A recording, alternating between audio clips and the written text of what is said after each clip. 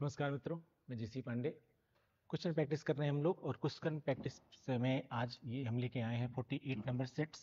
और ये question practice हम लोग कर रहे हैं नेट जेआरएफ के लिए, टीजीटी के लिए, पीजीटी के लिए और इनके साथ साथ हम लोग बीपीएससी को भी देख रहे हैं और एमपीपीएससी के स्टूडेंट्स को भी हम लोग ले रहे हैं। ठीक है। किसी एक बच्चे का एसएमएस आया था कि सर वो राजस्थान पीएससी के लिए भी थोड़ा सा देखते रहिए। तो ऐसा मत समझिए आप लोग, जो राजस्थान के क्वेश्चन है इंपॉर्टेंट, हम उनको भी ले रहे हैं। और लेकिन लेकिन अभी फिलहाल जो मेन फोकस हमारा है वो इधर है। लेकिन ये सारे के सारे क्वेश्चन ऐसे हैं जो कॉमन हैं और वो लगभग सभी एग्जाम में पूछे जाते हैं। और या ऐसा कह सकते हैं आप कि पूछे जाने की पूरी संभावना है। ठीक है। तो आप ऐसा मत सोचिए कि हम किसी एक एग्जाम को फोकस नहीं कर रहे हैं। ठीक। तो बाकी आप जो अलग से जानना चाहते हैं वो आप लोग व्हाट्सएप पे ही कर सकते हैं। ठीक है। या कमेंट्स पर भी क्वेश्चन को पूछ सकते हैं। ठीक है। बाकी आप लोग का जो है, आप लोग वीडियो पर अच्छा रिस्पांस दे रहे हैं, इसके लिए आप लोग सबको बहुत बहुत धन्यवाद। ठीक। चैनल पर बने रहिए आप लोग पहले की तरह, और जो भी बेटर हो सकता है एग्जाम से पहले तक वो हम आपके लिए पूरा लेकर के आएंगे। ठीक है। क्वेश्चन प्रैक्टिस में स्टार्ट करते हैं। फर्स्ट क्वेश्चन, पहला क्वेश्चन है, आमतौर पर परिधीय देश केंद्र पर निर्भर होते हैं। पहला क्वेश्चन कह रहा है आमतौर पर परिधीय देश। परिधीय देश मतलब पेरिफेरल कंट्री। पेरिफेरल कंट्री, अब ये कौन से हैं पेरिफेरल कंट्री समझा रहा हूं अभी आपको मैं। ठीक। किस पे निर्भर होते हैं? खनिज पदार्थों के लिए, कच्चे माल के लिए, निर्मित सामान के लिए या उपर्युक्त सभी के लिए। ठीक है। किसके लिए निर्मित होते हैं परिधीय देश? किस पर? केंद्र पर। केंद्र पर कैसे निर्भर होते हैं? आप जानते हैं कि ये जो परिधीय देश की अवधारणा है, ठीक है, इस प्रकार की जो देश की अवधारणा है, ये बेसिकली जो है, ये जो निर्भरता सिद्धांत था हमारा, कि कौन सा सिद्धांत था? डिपेंडेंसी थ्योरी थी। निर्भरता सिद्धांत यानी डिपेंडेंसी थ्योरी। ये क्या है इसको समझिएगा। बेसिकली क्या होता है, इन्होंने ये बताया था कि एक होता है कोर कंट्री, एक होता है पेरिफ्री, और अगला होता है सेमी पेरिफ्री। Semi periphery. ठीक है। कोर कंट्री हम उन्हें कहते हैं बेसिकली जो डेवलप कंट्री हैं। कौन है? डेवलप कंट्री हैं। पेरिफ्री में हम उनको ले आते हैं जो कह सकते हैं अनडेवलप्ड हैं, या आप कह सकते हैं जो गरीब देश हैं, कमजोर देश हैं। हिंदी में कह सकते हैं उनको आप अल्प विकसित। ठीक है। और सेमी पेरिफ्री में हम उनको लेते हैं जो वास्तव में डेवलपिंग हैं, या आप उन्हें कह सकते हैं कि सेमी डेवलप हैं, यानी आप डेवलपिंग कह सकते हैं उनको, विकासशील कह सकते हैं उनको आप। ठीक है। अब देखिए, ये जो अनडेवलप कंट्री हैं, यानी जो पेरिफ्री में आते हैं, या जो विकासशील हैं जिनको आप सेमी पेरिफ्री कह रहे हैं, इन दोनों से कच्चा माल डेवलप हो जाता है, कच्चा माल इनसे भी इनको जाता है। ठीक है। और इनके द्वारा जो बना बनाया सामान है, यहां से जो बनता है सामान, वो यहां पर भी जाता है और यहां पर भी जाता है। ठीक है। यहां पर भी जाता है। अब लेकिन इसमें और इसमें क्या अंतर है कि जो बना बनाया सामान है, जो बना बनाया सामान है वह इनसे इधर को भी जाता है। लेकिन पेरिफ्री जो वाले पर जो कंट्री हैं, इनके साथ ऐसा नहीं होता है, क्योंकि यह इनसे कच्चा माल तो कोर कंट्री लेता है, जो विकसित है वह इनसे कच्चा सामान तो लेता है, कच्चा माल तो लेता है, लेकिन इनके पास सिर्फ बना बनाया माल जा पाता है।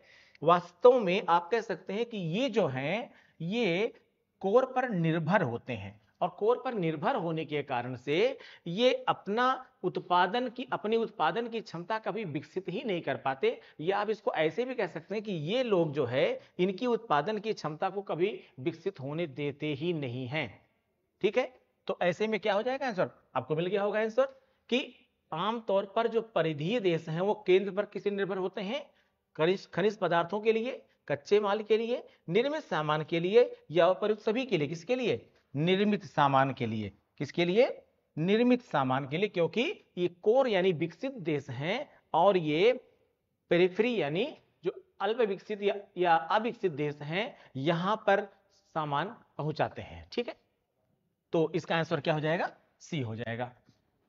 अगला क्वेश्चन देख लेते हैं। मंत्रिपरिषद जहाज रूपी शासन को चलाने वाला पहिया है। मंत्रिपरिषद यानी काउंसिल ऑफ मिनिस्टर्स जहाज रूपी शासन को चलाने वाला पहिया है।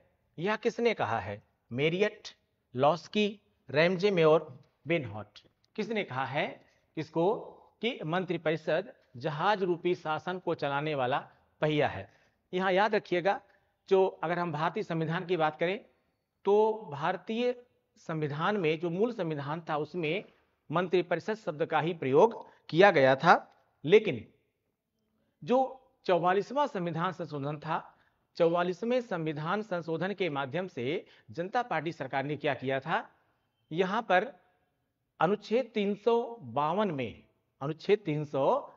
में यानी राष्ट्रीय आपात के उपबंध में मंत्रिमंडल शब्द का प्रयोग किया था। कहां पर प्रयोग किया था कि राष्ट्रपति युद्ध, बाह्य आक्रमण अथवा सशस्त्र विद्रोह की स्थिति में मंत्रिमंडल की लिखित सिफारिश पर। तो यहां पर पहली बार मंत्रिमंडल शब्द का प्रयोग किया गया था और मंत्रिमंडल शब्द की व्याख्या भी की गई। मंत्रिमंडल यानी इसी को हम क्या कहते हैं इंग्लिश में? कैबिनेट। क्या कहते हैं? कैबिनेट कहते हैं इसको हम। और इस कैबिनेट को बाद में एक्सप्लेन भी किया गया कि कैबिनेट का मतलब होता है केवल कैबिनेट स्तर के मंत्रियों से मिलकर बनने वाला समूह। कैबिनेट स्तर के मंत्रियों से मिलकर बनने वाला समूह क्या कहलाता है? कैबिनेट कहलाता है। लेकिन जो मंत्रिपरिषद है इसमें 5 प्रकार के मंत्री आते हैं। 5 प्रकार के मंत्री आते हैं। कौन कौन से? कैबिनेट मंत्री स्वतंत्र प्रभार, राज्य मंत्री स्वतंत्र प्रभार और साथ में उप मंत्री। ठीक है, तो मंत्रिपरिषद यानी पूरा ब्रॉड जो है काउंसिल ऑफ मिनिस्टर को रिप्रेजेंट करता है, जबकि मंत्रिमंडल कह सकते हैं कि मंत्रिपरिषद का ही एक छोटा निकाय है। ठीक है, तो अब कह क्या रहा क्वेश्चन आपका कि मंत्रिपरिषद जहाज रूपी शासन को चलाने वाला पहिया है। यह किसने कहा? मेरियट, लॉस्की, रैमजे मेयर, बेनहॉट। किसने कहा भाई? रैमजे मेयर ने कहा था। आंसर क्या हो जाएगा इसका? सी हो जाएगा, रैमजे मेयर। ठीक है, आंसर सी, रैमजे मेयर। ठीक, लेकिन क्या जो रैमजे मेयर ने कहा था कैबिनेट के बारे में या काउंसिल ऑफ मिनिस्टर्स के बारे में, यही स्टेटमेंट क्या और लोगों ने भी दिया है या इससे संबंधित यानी मंत्रिपरिषद के बारे में कुछ और लोगों ने भी अपने वक्तव्य दिए हैं या केवल इन्होंने ही कहा था? नहीं, रैमजे मेयर ने मंत्रिपरिषद जहाज रूपी शासन को चलाने वाला पहिया है ऐसा कहा था, लेकिन इसके अलावा कई अन्य विद्वानों ने भी इसके बारे में कुछ कहा है। क्या कहा है उसको मैंने यहाँ पर थोड़ा नोट किया है, इसका आप लोग स्क्रीनशॉट ले लीजिए, चाहे तो इसका स्क्रीनशॉट आप ले सकते हैं। ठीक है, मैं इसको एक्सप्लेन कर दे रहा हूँ। इसके बारे में सबसे पहले एक स्टेटमेंट आता है ग्लैडस्टन का। ग्लैडस्टन साहब ये कहते हैं कि यह एक सूर्य पिंड है। कौन? मंत्रिपरिषद, जिसके चारों ओर अन्य पिंड घूमते हैं। ये कहते हैं कि जो काउंसिल ऑफ मिनिस्टर है यह एक सूर्य पिंड है और इसके चारों तरफ जो ये अन्य जो मिनिस्टर्स हैं सब कुछ है वो इसी चारों तरफ घूमते हैं। ठीक है, लेकिन यहीं पर बेनहॉट एक नाम आता है। बेनहॉट क्या कहते हैं? बेनहॉट कहते हैं कि यह संयोजक समिति है।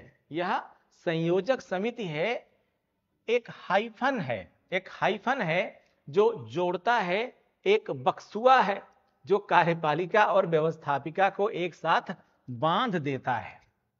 ठीक है, ये कौन कहते हैं?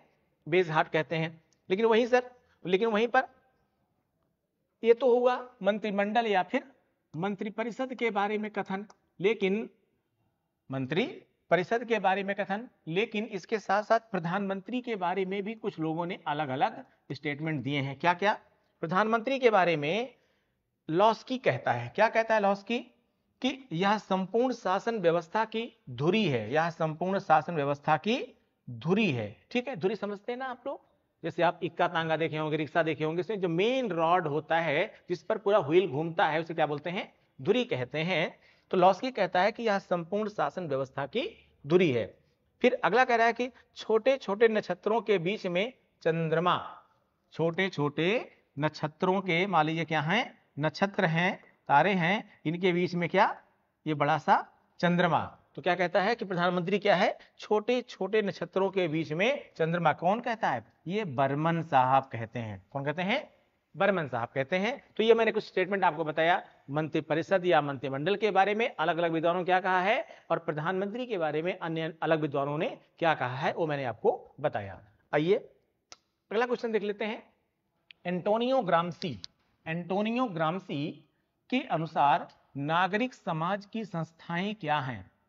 एंटोनियो ग्राम्सी के अनुसार नागरिक समाज की संस्थाएं क्या हैं। परिवार, पाठशाला, धार्मिक संस्थाएं, उपर्युक्त सभी।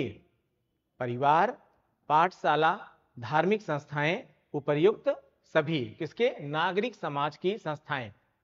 दरअसल ग्राम्सी संस्थाओं को दो भागों में बांटता है, संस्थाओं को दो भागों में बांटता है। वो कहता है कि जो संस्थाएं होती हैं, जो संरचनाएं होती हैं, इनके दो भाग होते हैं।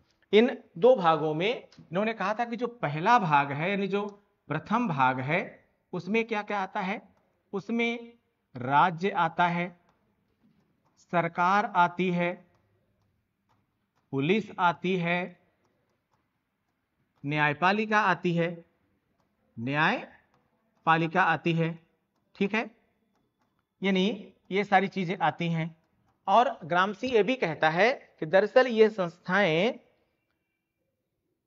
वे संस्थाएं हैं जिनके कार्य करने का जो मुख्य आधार है, जो जिनके कार्य करने का जो मुख्य आधार है वह है शक्ति, ठीक है, यानी पावर। अब कौन कौन सी पावर हो सकती है, इनके पास आर्मी की पावर भी है, इनके पास पूरी की पूरी कॉन्स्टिट्यूशनल पावर है, ठीक है, पुलिसिंग है इनके पास, यानी इनके कार्य करने का आधार क्या होता है, शक्ति होता है। लेकिन वहीं पर अगर हम जो है दूसरी की बात करें तो यह कहता है कि जो दूसरी अन्य संस्थाएं होती हैं, उन संस्थाओं में क्या क्या आता है, जैसे परिवार आ गया,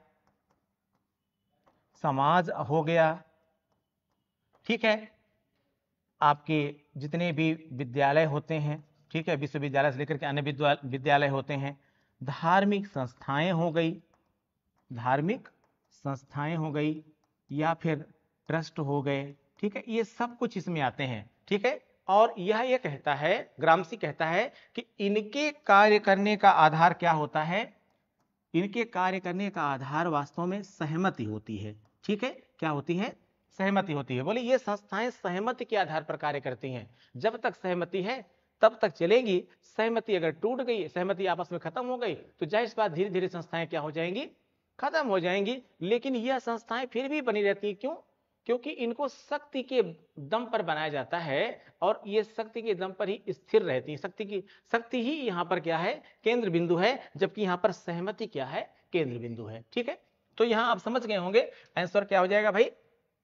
एंटोनियो ग्राम्सी के अनुसार नागरिक समाज की संस्थाएं क्या हैं, परिवार भी आ गया इसमें, पाठशाला भी आ गई, धार्मिक संस्थाएं भी आ गई, यानी कि क्या हो जाएगा आंसर, उपर्युक्त सभी हो जाएगा, यानी आंसर इसका हो जाएगा डी, ठीक है।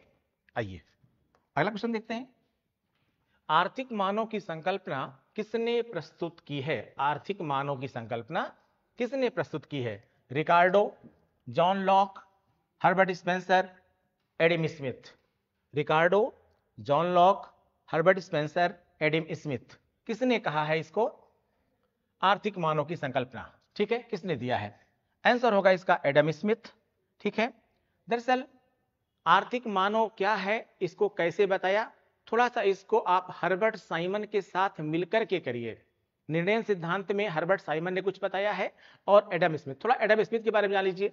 आप जानते हैं आधुनिक अर्थशास्त्र का निर्माता किसे कहा जाता है, एडम स्मिथ। एडम स्मिथ को ही क्या कहते हैं, आधुनिक अर्थशास्त्र का, इन्हें क्या कहते हैं, आधुनिक अर्थशास्त्र का निर्माता, एक इनके बारे में जाना जाता है, आधुनिक अर्थशास्त्र का निर्माता।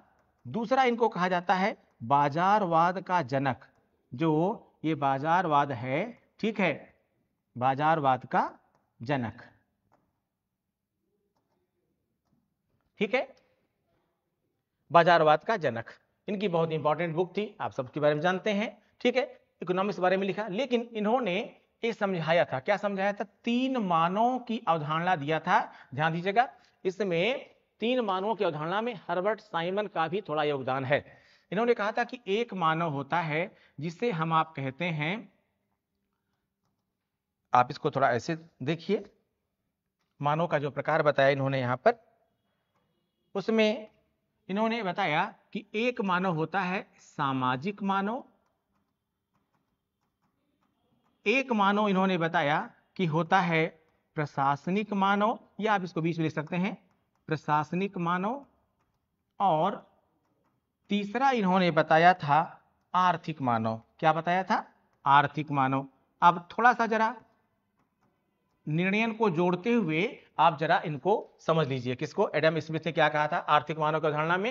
इन्होंने कहा कि सामाजिक मानव वह होता है जो सामाजिक क्रियाकलापों को केंद्र बिंदु में रखता है, यानी वह सही और गलत को हमेशा ध्यान में रखकर कार्य करता है। ठीक है, जिसमें वह अपने नीतिगत बातों को महत्व देता है। यानी वह जैसे जैसे आप कहते हैं ना, प्राण जाए पर वचन न जाए, तो ये क्या है? यह सामाजिक मानव है। वह सामाजिक प्राणी है। समाज में उसका क्या स्थान है, लोग उसको क्या कहेंगे, अच्छा कर रहा है बुरा कर रहा है, इसके बारे में ये बहुत सोचता है। आर्थिक मानव सबसे नीचे रखा है। किसने? एडम स्मिथ साहब ने कहा है कि आर्थिक मानव वह है जो केवल अर्थ को देखता है, उसके बारे में लोग क्या कहेंगे, अच्छा कहेंगे बुरा कहेंगे। जैसे आप ना कई बार जो है बिजनेसमैन के बारे में आप ऐसा कहते हैं कि वो सिर्फ और सिर्फ पैसे के बारे में सोचता है, तो यह कौन है? आर्थिक मानव है। उसको दीन दुनिया से कोई मतलब नहीं है, कोई भी कुछ भी बोलता रहे, ठीक है, लेकिन वह अर्थ से कम पे काम, यानी उसके हर मामले में केंद्र बिंदु क्या होता है? आर्थिक चीजें होती है। ठीक है, प्रशासनिक मानव को बीच में रखा है एडम स्मिथ ने। क्या कह रहे हैं कि प्रशासनिक मानव सामाजिक मानव और आर्थिक मानव के बीच में होता है। ठीक है, लेकिन यहीं पर आप जोड़ लीजिए आप किसको? हर्बर्ट साइमन को। हर्बर्ट साइमन यह कहते हैं कि प्रशासनिक मानव यद्यपि इन दोनों के बीच में होता है, लेकिन इसका झुकाव जो होता है वह मुख्यतः आर्थिक मानव की तरफ रहता है। ऐसा क्यों कह रहा है वो? ऐसा वो इसलिए कह रहा है कि भूखे भजन न होए गोपाला, मींस दैट कि अगर आपके पास पैसा नहीं है तो कोई आपको काम नहीं आएगा। ठीक है, हर्बर्ट साइमन कह रहे हैं, इसीलिए वो कह रहे हैं कि निर्णयन में जब डिसीजन मेकिंग की बात आती है तो निर्णयन में जो प्रशासनिक मानव है अल्टीमेटली यह आर्थिक मानव बन जाता है। और इसी को कौटिल्य भी कहता है। जोड़ लीजिए यहां पर आप, कौटिल्य कहता है कि राज्य के नागरिक अपना जैसे तैसे काम चला लेंगे, लेकिन अगर कोष पर ध्यान नहीं दिया गया, इसीलिए वह अपने साप्तांग सिद्धांत में 7 राज्य के जो अंग बताया है, स्वामी, अमात्य, दुर्ग, जनपद, कोष, दंड और मित्र, उसमें वह कोष को बड़ी प्राथमिकता देता है। वो कहता है कि राज्य के नागरिक किसी भी प्रकार से काम चला लेंगे, लेकिन अगर कोष खाली हो गया तो फिर समस्या खड़ी हो जाएगी। इसलिए राजा को कोष पर बहुत ध्यान देना चाहिए। इसी बात को यहां पर हर्बर्ट साइमन भी कहता है। ठीक है, और लेकिन आर्थिक मानव के वास्तविक अवधारणा किसने प्रस्तुत किया? यह अवधारणा प्रस्तुत किसने किया? एडम स्मिथ ने दिया। ठीक है, तो आंसर आपको इसका मिल गया होगा, एडम स्मिथ। आइए नेक्स्ट क्वेश्चन देखते हैं। अल्प विकास को समझाने के लिए डिपेंडेंसी थ्योरी, अल्प विकास को समझाने के लिए डिपेंडेंसी थ्योरी का विचार किसने प्रस्तुत किया? अल्प विकास को समझाने के लिए डिपेंडेंसी थ्योरी का विचार किसने प्रस्तुत किया? V I Lenin, Gunder Frank, Samir Amin, उपयुक्त में से कोई नहीं। V I Lenin, Gunder Frank, Samir Amin, उपयुक्त में से कोई नहीं। किसने प्रस्तुत किया? आंसर होगा इसका सी, समीर अमीन। है क्या? ये समझिएगा। समीर अमीन यह कहते हैं कि दरअसल जो विकसित देश होते हैं, जो विकसित देश हैं, या आप इनको ऐसे भी कह सकते हैं कि जो बाजारवादी देश थे, या आप इनको और भी नाम दे सकते हैं, आप इन्हें कह सकते हैं कि जो कहीं ना कहीं कैपिटलिस्ट कंट्री थे, ये क्या थे? इन्होंने जो अपने ये विकसित थे, ये विकसित थे, लेकिन वहीं पर जैसे आप देखिए अफ्रीका को, ठीक है, या अन्य एशियाई जितने भी देश हैं, ये सब इन पर ये क्या थे? ये बेसिकली इनका उपनिवेश थे, ये बेसिकली इनका उपनिवेश थे, और ये वही जो अभी इससे पहले मैंने बताया था आपको किसमें, कोर, पेरिफेरी और सेमी पेरिफेरी केस में, कि बेसिकली ये अपना सामान यहां पर पहुंचाते रहते हैं और ये लोग जो है इनके सामानों का इस्तेमाल करके ही अपना काम धाम चलाते रहते हैं। वास्तव में कह सकते हैं कि इनको विकसित होने का मौका ही नहीं मिलता, ठीक है। यानी और चूंकि ये विकसित देश कैसे देश हैं, ये कहीं ना कहीं आप जानते हैं कि ये औद्योगिक देश हैं, ठीक है। और ये औद्योगिक देश इस प्रकार से इन देशों को, अपने औपनिवेशिक देशों को ऐसे उलझाए रहते हैं कि वास्तव में इनको विकसित होने का मौका ही नहीं मिलता है, या ये स्वयं ही इनको विकसित होने का वातावरण ही नहीं देते। इनके यहां वह वातावरण ही नहीं बन पाता। जैसे भारत था, जब तक भारत ब्रिटेन के कब्जे में था, भारत में कोई इस प्रकार से उद्योग धंधा विकसित नहीं हो सकता था, क्योंकि ब्रिटेन क्या चाहता था कि कच्चा माल तो यहां से जाए, लेकिन ब्रिटेन से बना बनाया सामान ही यहां पर आए। इसलिए वह भारत के उद्योग धंधों को बहुत ज्यादा विकसित होने देना नहीं चाहता था, ठीक है। तो आंसर इसका हो जाएगा क्या, आपका सी, समीर अमीन। अगला क्वेश्चन देखते हैं। बेंथम के अनुसार सुख तथा दुख में अंतर है। बेंथम के अनुसार सुख तथा दुख में अंतर है। गुणों का, मात्रा का, मूल्यों का, इनमें से कोई नहीं। किसका? बेंथम के अनुसार सुख तथा दुख में अंतर है।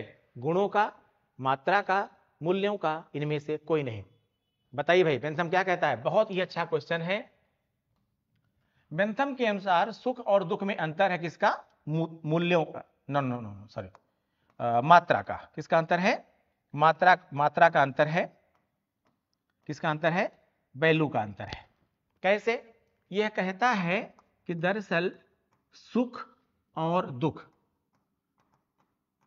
कोई ऐसा मनुष्य नहीं है जिसके पास कोई दुख नहीं हो, और कोई ऐसा मनुष्य नहीं है जिसके सुखी होने का कोई कारण नहीं हो।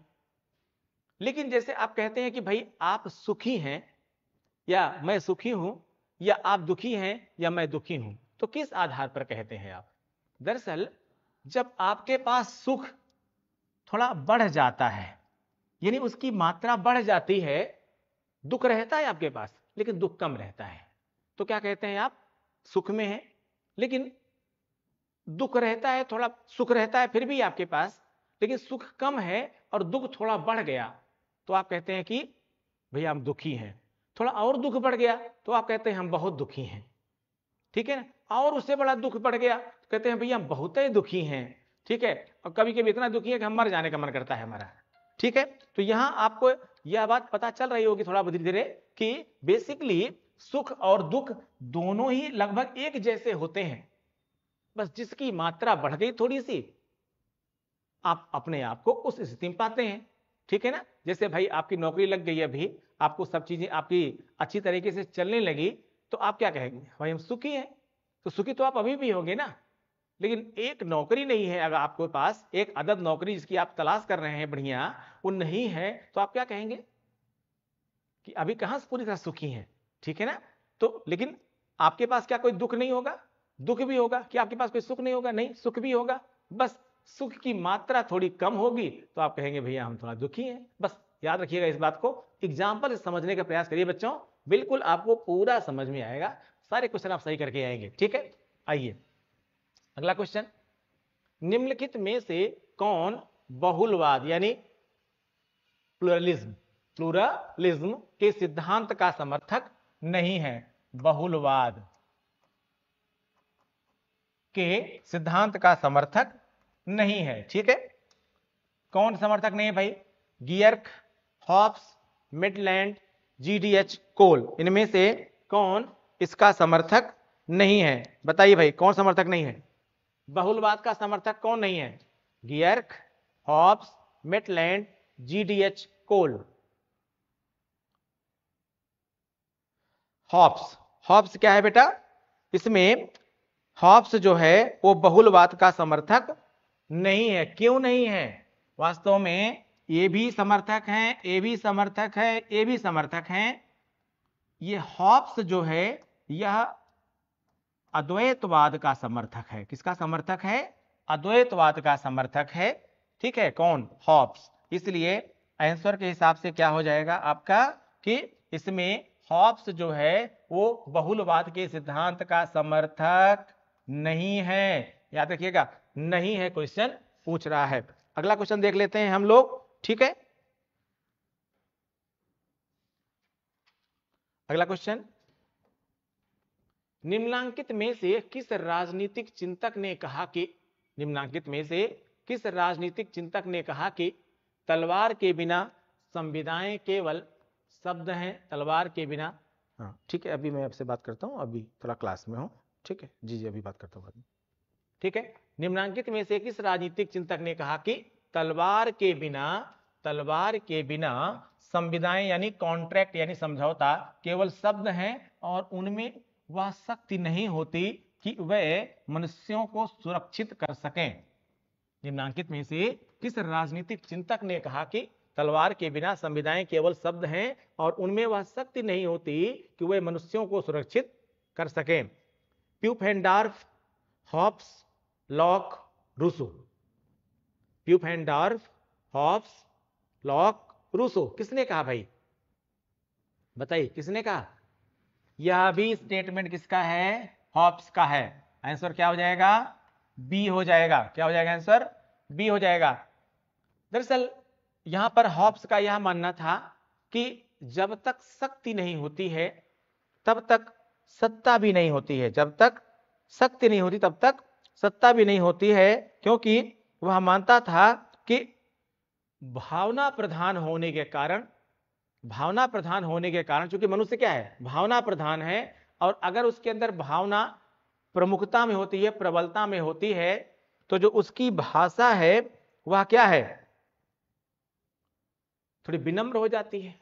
और जब किसी व्यक्ति की भाषा विनम्र हो जाती है तो लोग उसको कमजोर समझने लगते हैं, और जैसे ही वह कमजोर साबित होता है लोग अपना अटैक बढ़ाते ही जाते हैं। आपने चाहे जितने संधि समझौते किए हुए हैं, अगर आपने संधि समझौते, जैसे आज क्या है, अगर आपने स्टैंप पर कोई संधि समझौता किया हुआ है तो उसके लिए राज्य बना हुआ है, वह जो है उस संधि समझौते का पालन कराने के लिए तैयार रहेगा।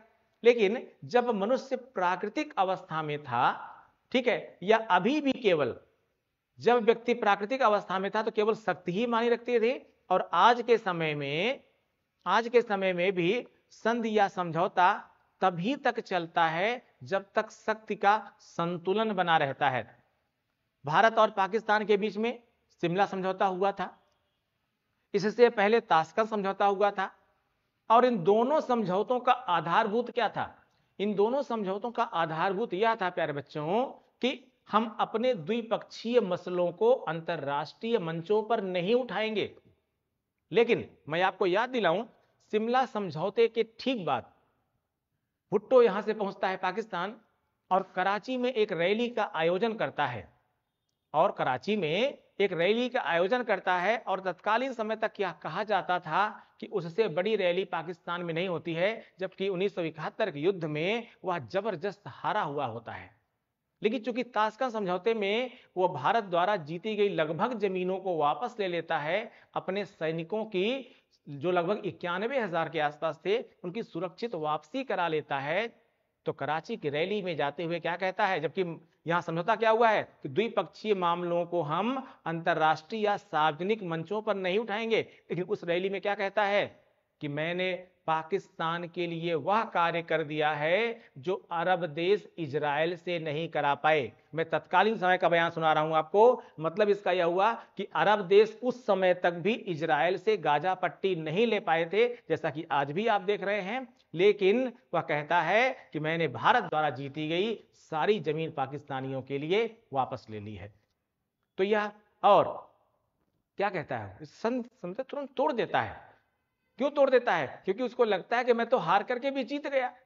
तो क्योंकि हार करके भी जीतने पर भी उसकी शक्ति तो ज्यादा हो गई ना, इसलिए। और यहीं पर एमपी फॉलेट क्या कहती हैं? अगर आपको एमपी फॉलेट का सिद्धांत याद होगा, प्रभुत्व, वो कहती है कि किसी भी समस्या के समाधान के 3 विकल्प हैं: प्रभुत्व, समझौता और एकीकरण। प्रभुत्व में क्या होता है? प्रभुत्व में जिसकी ताकत है वही हमेशा भारी होता है, जिसकी लाठी उसकी भैंस। समझौते में क्या है, समझौते में दोनों पक्ष जो है आपस में मिलकर एक समझौता करते हैं, लेकिन समझौते में चूंकि दोनों पक्ष अपने हितों का कुछ त्याग किए रहते हैं, इसलिए जब वो हित याद आते हैं उनको तो अक्सर समझौता क्या होता है, टूट जाता है। फिर कहती एकीकरण, एकीकरण में सबको मिला दिया जाता है, फिर बंटवारा किया जाता है और यह हमेशा लगभग बना रहता है। लेकिन वह कहती हैं कि दरअसल एकीकरण भी टूट जाता है उस समय जब किसी का प्रभुत्व ज्यादा हो जाता है, लेकिन किसी के पास शक्ति ज्यादा हो जाती है तो उसका फिर जो है वो समझौते को क्या करता है, या एकीकरण को क्या करता है, तोड़ देता है। इसलिए हॉब्स कहता है कि शक्ति बहुत जरूरी है, शक्ति के बिना आप किसी सत्ता को या किसी अन्य को किसी को भी आप सुरक्षित संरक्षित नहीं रख पाओगे। ठीक है, कह रहा है कि और उनमें वह शक्ति नहीं होती कि वह मनुष्यों को सुरक्षित कर सके। ठीक है, अगर तलवार नहीं है तो सारे समझौते सारी संविधाएं क्या है, सब गड़बड़ खत्म। आइए अगला क्वेश्चन देखते हैं, कौन सा युग्म सुमेलित नहीं है, कौन सा युग्म सुमेलित नहीं है, जॉर्ज सोरेल संघ समाजवाद, हीगल व्यक्तिवाद, जीडीएच कोल श्रेणी समाजवाद, ठीक है, और लॉस्की बहुलवाद। क्या भाई इसमें से क्या सुमेलित नहीं है, क्या सुमेलित नहीं है? जॉर्ज सोरेल संघ समाजवाद की बात करता है, इसका मतलब सुमेलित है। हीगल व्यक्तिवाद की बात करता है, बोलिए भाई, हीगल व्यक्तिवाद की बात करता है? नहीं, वास्तव में हीगल क्या है, व्यक्तिवाद की बात नहीं करता। किसकी बात करता है हीगल? चलिए किसकी बात करता है बता रहा हूं आपको बाद में मैं, लेकिन यह किसका, यह क्या है, जीडीएच कोल श्रेणी समाजवाद की बात करता है, यह भी सही है। लॉस्की बहुलवाद की बात करते हैं, यह भी सही है। वास्तव में यह किसकी बात करता है, आदर्शवाद की बात करता है। किसकी? आदर्शवाद की बात। अभी जो मैंने आपको बहुत सारी बातें बताई अच्छी अच्छी, वे सब क्या है, कहीं ना कहीं आदर्शवाद की बात आती है, इसलिए आंसर क्या हो जाएगा इसका, बी हो जाएगा। ठीक है, यानी इसमें सही सुमेलित नहीं है, नहीं है पूछ रहा है तो नहीं कौन है, हीगल। हीगल बेसिकली आदर्शवाद की बात करता है। ठीक है, क्या कहता है आदर्शवाद? ठीक है, दरअसल हीगल ने सभ्य समाज को एक सार्वभौमिक समाज के रूप में देखा। उसका यह मानना था कि दरअसल जो समाज होता है वह धीरे धीरे बनता है, और समाज से जो राज्य होता है वह भी धीरे धीरे बनता है। लेकिन चाहे राज्य हो चाहे वह समाज हो, दोनों के केंद्र में बेसिकली मनुष्य होता है और मनुष्य का आदर्श होता है। ठीक है, मनुष्य का आदर्श होता है। उसका यह मानना था कि दरअसल सार्वभौमिकता अथवा विश्वात्मा का साकार रूप ही राज्य है। ठीक है, सार्वभौमिकता या विश्वात्मा का साकार रूप ही राज्य है। इसका मतलब क्या हुआ कि वही चीज राज्य है जिसको सब लोग स्वीकार करें, जो क्या हो, सार्वभौमिक हो। राज्य की परिभाषा केवल हमारे देने से नहीं हो जाएगा, राज्य की परिभाषा वह होगी वास्तव में जिसको बहुलता में स्वीकार किया जाए, और वह क्या हो सकता है, आदर्श ही हो सकता है, क्योंकि आदर्श अवधारणा ही वैश्विक संदर्भ में स्वीकार की जाती है। गांधी जी क्या कहते हैं, गांधी जी ने कहा कि बोलने को चाहे कोई कितना भी बोलने, लेकिन विश्व का संचालन हमेशा सत्य से ही होता है, और सत्य ही आदर्श है और आदर्श रहेगा, यह गांधी जी ने कहा था।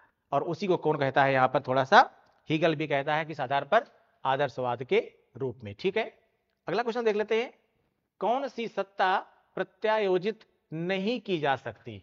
ठीक है, कौन सी सत्ता प्रत्यायोजित, प्रत्यायोजित यानी डेलीगेशन, क्या बोलते हैं इंग्लिश में, डेलीगेशन, कौन सी सत्ता प्रत्यायोजित नहीं की जा सकती? ये प्रत्यायोजन समझते हैं आप लोग? दरअसल प्रत्यायोजन का मतलब होता है अपने कुछ कार्यों को किसी और को हस्तांतरित कर देना। अपने कार्यों को, जैसे मान लीजिए मेरा काम है पढ़ाना, और मैं क्या करूं कि इस काम को मैं कहीं जा रहा हूं तो मैं कह दूं भैया मैं जा रहा हूं और इस काम थोड़ा सा आप पढ़ा दीजिएगा, तो ये क्या हो गया, प्रत्यायोजन हो गया। मान लीजिए मैं किसी इंस्टीट्यूट का डायरेक्टर हूं और मैं कहीं जा रहा हूं तो मैं अपने से अधीनस्थ यानी सबॉर्डिनेट को कह दूं कि भाई कुछ समय तक इस काम को आप लोग देख लीजिएगा, तो उसे क्या कहेंगे? प्रत्यायोजन। ठीक है ना, प्रत्यायोजन यानी डेलीगेशन। कह रहा कि नहीं की जानी चाहिए, कौन सी सत्ता प्रत्यायोजित नहीं की जानी चाहिए, यानी उस सत्ता का प्रत्यायोजन यानी उसको अधीनस्थों को नहीं सौंपना चाहिए। वित्त संबंधी शक्ति, नियम बनाने की शक्ति, नीति निर्धारित करने की शक्ति, इनमें से कोई नहीं। अगर सच देखा जाए और आंसर भी होगा तो यही होगा, इनमें से कोई नहीं। लेकिन वित्त संबंधी शक्ति किसको देंगे? पैसा रुपया वाला मैटर किसी को दिया नहीं जाता है। अगर आपने प्रत्यायोजन किया तो मामला गड़बड़ हो जाएगा। नियम बनाने की शक्ति, नियम बनाना यानी आपको लॉ बनाना है, कानून बनाना है साहब। और कानून अगर आपने, जैसे कानून बनता है, कार्यपालिका क्या करती है? स्थायी कार्यपालिका, जो अस्थायी कार्यपालिका यानी मंत्रिपरिषद है, सरकार है, वह अपने अधिकारियों को कुछ नियमित आधार पर कानून बनाने की शक्ति देती है। और अक्सर अधिकारी वर्ग क्या करता है? कहीं ना कहीं यह जो उसके पास शक्ति है, उस शक्ति का वह दुरुपयोग करने लगता है। क्या करता है? दुरुपयोग करने लगता है। ठीक है, तो यह भी शक्ति नहीं देनी चाहिए। ठीक है, आप कहेंगे सर शक्ति दी तो जाती है, बनाते तो हैं, आप कह रहे हैं तो इनमें से कोई नहीं। नहीं भैया, दी जाती है, होता भी है। इसीलिए क्या कहा जाता है कि प्रत्यायोजन, क्या कहा जाता है? प्रत्यायोजन एक आवश्यक बुराई है। क्या है प्रत्यायोजन? एक आवश्यक बुराई है। इसके बिना काम भी नहीं चलेगा, पर होना भी नहीं चाहिए। मतलब होना भी नहीं चाहिए और साथ में काम भी नहीं चलेगा, तो क्या होगा? प्रत्यायोजन आवश्यक बुराई है। क्या हो जाएगा? इनमें से कोई नहीं। नीति निर्धारित करने की शक्ति भी नहीं दी जानी चाहिए। ठीक है, नीति यानी नियम, कानून, प्रक्रिया, पॉलिसी मेकिंग का बाकी बात है, इनमें से कुछ भी नहीं किया जाना चाहिए। तो आंसर क्या हो जाएगा भाई? डी, यानी इनमें से कोई नहीं। करना नहीं चाहिए, लेकिन हो जाता है, वो अलग बात है। ठीक है ना, है ना भाई? ठीक है, चलिए। बहुत कुछ करने के मन नहीं करता, करना नहीं चाहिए, पर आप लोगों से हो जाता है। ठीक है, क्या क्या हो जाता है तो आप ही लोग जानते होंगे। ठीक है, सामुदायिकतावाद एक प्रमुख धारा है। सामुदायिकतावाद यानी कम्युनिटिज्म एक प्रमुख धारा है।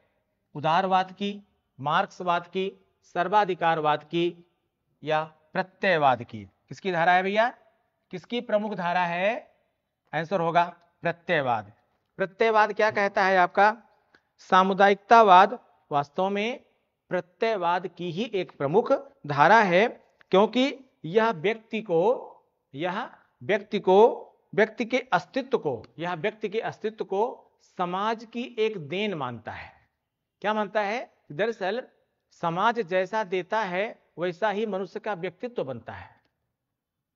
वास्तव में हम समाज से सीखते हैं, और जब समाज से सीखते हैं तो वही हम बड़े होकर के समाज को देते हैं, और फिर वैसा ही समाज बनता है। ठीक है, तो प्रत्ययवाद यह मानता है कि दरअसल व्यक्ति के अस्तित्व का आधार ही सामाजिक चेतना है, और इसके लिए समाज के प्रति प्रतिबद्धता व्यक्ति का एक आवश्यक अंग है। समाज के प्रति प्रतिबद्धता व्यक्ति का एक आवश्यक अंग है, और जहां पर उदारवाद व्यक्ति की स्वतंत्रता, हितों और अधिकारों पर बल देता है, वहीं पर समुदायवाद उसके दायित्वों, उसके कर्तव्यों और अन्य क्रियाकलापों को समाज में जोड़ता है, समाज में महत्व देता है। ठीक है, यानी वह यह मानता है कि दरअसल समाज का सामान्य हित ही व्यक्ति का सर्वोपरि हित होता है, और यह हित तभी रह पाएगा जब व्यक्ति से समाज सीखेगा और समाज से व्यक्ति सीखेगा। ठीक है, यह होगा आपका डी, इसका आंसर। ठीक है, अगला क्वेश्चन देख लेते हैं हम लोग। ठीक है, किसने कहा था ईश्वर जिसने हमें जीवन दिया उसी के साथ हमें स्वतंत्रता भी दी? किसने कहा था ईश्वर जिसने हमें जीवन दिया उसी ने हमें स्वतंत्रता भी दी? किसने कहा था भाई ये? Jawaharlal Nehru, M K Gandhi, Jefferson, Adam Smith. Jawaharlal Nehru, M K Gandhi, Jefferson, Adam Smith. Jawaharlal Nehru, मैं अभी बात करता हूं थोड़ी देर में। ठीक, Jawaharlal Nehru, M.K. Gandhi, Jefferson, Adam Smith. क्या होगा आंसर? आंसर हो जाएगा सी, जेफरसन। जेफरसन ने कहा था कि ईश्वर जिसने हमें जीवन दिया है उसी के साथ हमें स्वतंत्रता भी थी। यानी यह मानता था कि व्यक्ति स्वतंत्र पैदा होता है तो व्यक्ति को स्वतंत्र रहना भी चाहिए। व्यक्ति के जीवन का आधार भी क्या होना चाहिए? कहीं ना कहीं स्वतंत्रता ही होनी चाहिए, वह ये मानता था। और आप जानते हैं जेफरसन के बारे में थोड़ा सा, जेफरसन को आप अमेरिका का संस्थापक भी मान सकते हैं। जेफरसन को अमेरिका का संस्थापक भी मान सकते हैं। और इसने एक बुक लिखी थी, declaration of independence. Declaration of independence, इसको कई लेखकों ने लिखा था। उसके प्रमुख लेखकों में एक नाम जेफरसन का माना जाता है, जेफरसन का आता है। और ये 1801 से लेकर के 1809 के बीच में लगभग 3 बार अमेरिका के राष्ट्रपति रहे हैं। जाहिर सी बात है कि अमेरिकी लोकतंत्र में स्वतंत्रता को जो महत्व मिलता है इतना ज्यादा, उसके पीछे कारण यही था। वर्तमान में क्या व्यवस्था है, क्या परिवर्तन है, या तो प्रकृति का नियम है कि हर समाज राज्य में परिवर्तन होता है, वहां भी हो रहा है, लेकिन अभी भी वहां पर स्वतंत्रता को बहुत प्राथमिकता दी जाती है, मानवाधिकारों को काफी महत्व दिया जाता है। ठीक है, आइए अगला क्वेश्चन देख लेते हैं हम लोग। कौन सी विचारधारा समर्थन करती है कि तथ्य अनिवार्यता तकनीक से पूर्व है? कौन सी विचारधारा समर्थन करती है कि तथ्य अनिवार्यता समर्थन से पूर्व है? ठीक है, क्या व्यवहारवाद, अस्तित्ववाद, उत्तर व्यवहारवाद, प्रत्यक्षवाद? कह रहा है कि तथ्य यानी फैक्ट अनिवार्यता तकनीक से पूर्व है। यानी आप तथ्यों को अधिक महत्व देते हैं, टेक्नोलॉजी को उतना महत्व, यानी फैक्ट इंपॉर्टेंट हैं, जो आपके फैक्ट्स हैं ये इंपॉर्टेंट हैं, टेक्नोलॉजी उतनी इंपॉर्टेंट नहीं है। टेक्नोलॉजी है इंपॉर्टेंट, लेकिन पहले फैक्ट आएगा और फिर क्या आएगा? टेक्नोलॉजी आएगी। यह एक व्यवहारिक बात हो गई ना, ऐसी बात कौन कहेगा? व्यवहारवादी कहेगा ना भाई। ठीक है, व्यवहारवाद वैज्ञानिक पद्धति पर बल देता है और मूल्य निरपेक्ष उपागम का समर्थन करता है। व्यवहारवाद, ऐसे व्यवहारवादी जितने भी हैं वे ऐसी किसी भी बात को मान्यता नहीं देते जिनकी वैज्ञानिक स्तर पर पुष्टि नहीं की जा सकती। हेलो, हाँ हाँ जी, हाँ जी, आप अभी कुछ देर बाद आप कर लीजिएगा, मैं क्लास में हूं थोड़ा सा अभी। ठीक है, प्लीज। ठीक है, क्या बताया मैंने आपको कि जो व्यवहारवादी हैं वे ऐसे किसी भी बात को नहीं मानते जो वास्तव में क्या है, जिनकी वैज्ञानिक स्तर पर पुष्टि नहीं की जा सकती हैं। यानी आप ये भी कह सकते हैं कि उसने अपना ध्यान केवल तथ्यों के विश्लेषण तक सीमित रखा है। तथ्यों के विश्लेषण से मतलब यहां पर यह है कि फैक्ट इंपॉर्टेंट है और सारी चीजें उसके बाद आती हैं। ठीक है, यानी जो व्यवहारिक विचारधारा है वह तकनीक को अधिक महत्व नहीं देती है। सबसे पहले वह यह देखती है कि तथ्य क्या कहते हैं। ठीक है, और जो तथ्य पर ध्यान देगा वही वैज्ञानिकता भी है, याद रखिएगा। ठीक है, क्योंकि फैक्ट हमेशा साइंटिफिक ही होते हैं। ठीक, अगला क्वेश्चन देख लेते हैं। बहुलवादी वकालत करते हैं, बहुलवादी वकालत करते हैं किसकी? राज्यों की स्वायत्तता की, सरकार की स्वायत्तता की, समुदायों की स्वायत्तता की, या केंद्र सरकार की स्वायत्तता की? ठीक है, बहुलतावादी जो है, आज थोड़ा समय लास्ट में हमारे पास कम रह गया है, इंपॉर्टेंट है। ठीक है, राज्यों की स्वायत्तता की, सरकार की स्वायत्तता की, समुदायों की स्वायत्तता की, केंद्र सरकार की स्वायत्तता की। किसकी? बहुलवादी वकालत करते हैं किसकी? समुदायों की स्वायत्तता की। यानी यह समुदाय को स्वतंत्र, स्वच्छंद या उन्हें अधिक छूट देने के पक्ष में है। कौन? प्लूरलिस्ट। कौन? प्लूरलिस्ट। ठीक है, तो ये थे आपके कुल 15 क्वेश्चंस। मिलते हैं हम लोग अगले सेट के साथ। Thank you.